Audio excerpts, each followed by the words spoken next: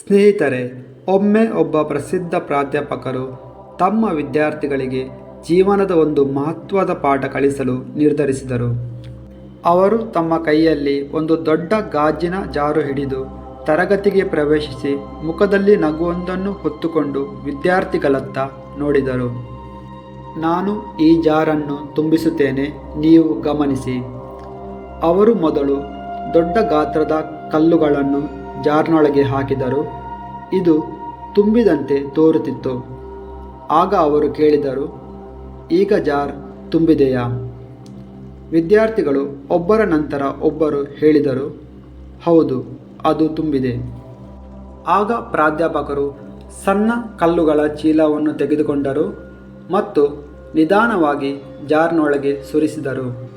ಅವು ದೊಡ್ಡ ಗಾತ್ರದ ಕಲ್ಲುಗಳ ನಡುವಿನ ಖಾಲಿ ಜಾಗವನ್ನು ತುಂಬಿಸಿದವು. ಅವರು ಮತ್ತೆ ಕೇಳಿದರು, ಈಗ ತುಂಬಿದೆಯಾ? ಈ ಬಾರಿ ವಿದ್ಯಾರ್ಥಿಗಳು ತಡಕಾಡಿದರು. ಕೆಲವು ಹೇಳಿದರು, ಬಹುಶಃ ಈಗ ತುಂಬಿದಿರಬಹುದು.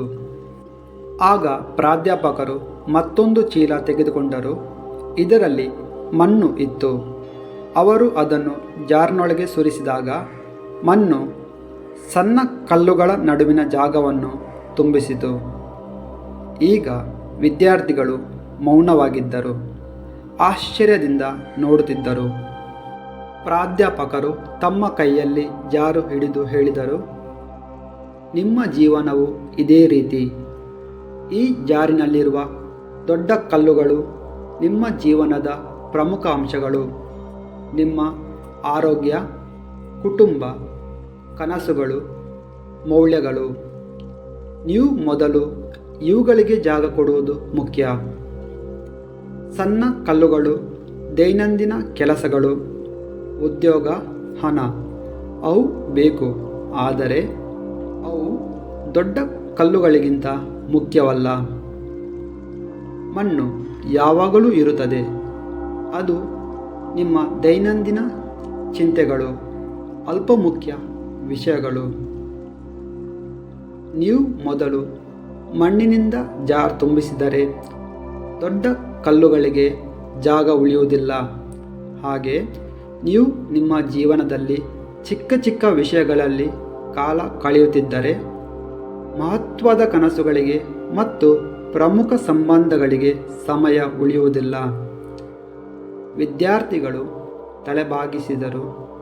ಅವರು ಈ ಪಾಠವನ್ನು ಜೀವನ ಪೂರ್ತಿ ನೆನಪಿಟ್ಟುಕೊಳ್ಳಲು ತೀರ್ಮಾನಿಸಿದರು. ಸ್ನೇಹಿತರೆ, ನೀವು ನಿಮ್ಮ ಸಮಯವನ್ನು ಹೇಗೆ ನಿರ್ವಹಿಸುತ್ತೀರಿ? ಮೊದಲು ಅತ್ಯವಶ್ಯಕವನ್ನು ಆಯ್ಕೆ ಮಾಡಿ. ಉಳಿದವು ತಾನಾಗಿ ಸರಿಯಾದ ಸ್ಥಳವನ್ನು ಪಡೆಯುತ್ತವೆ. ನಾವು ಸಮಯವಿಲ್ಲ ಎಂದು ಹೇಳುವ ಪ್ರತಿ ಸಾರಿ ನಿಜವಾಗಿ ನಾವು ಮುಖ್ಯವಾದುದಕ್ಕೆ ಆದ್ಯತೆ ನೀಡುತ್ತಿಲ್ಲ ಎಂಬುದನ್ನು ಸೂಚಿಸುತ್ತದೆ. ನಿಮ್ಮ ಜೀವನದ ಪ್ರಾಮುಖ್ಯತೆಗಳನ್ನು ಸರಿ ರೀತಿಯಲ್ಲಿ ನಿರ್ಧರಿಸಿ. ಇಂದಿನಿಂದಲೇ ಪ್ರಾರಂಭಿಸಿ. ನೀವು ಈ ಕಥೆಯಿಂದ ಏನಾದರೂ ಕಲಿತಿದ್ದರೆ ನಿಮ್ಮ ಸ್ನೇಹಿತರೊಂದಿಗೆ ಹಂಚಿಕೊಳ್ಳಿ. ಅವರಿಗೂ ಈ ಸಂದೇಶ ತಲುಪಲಿ.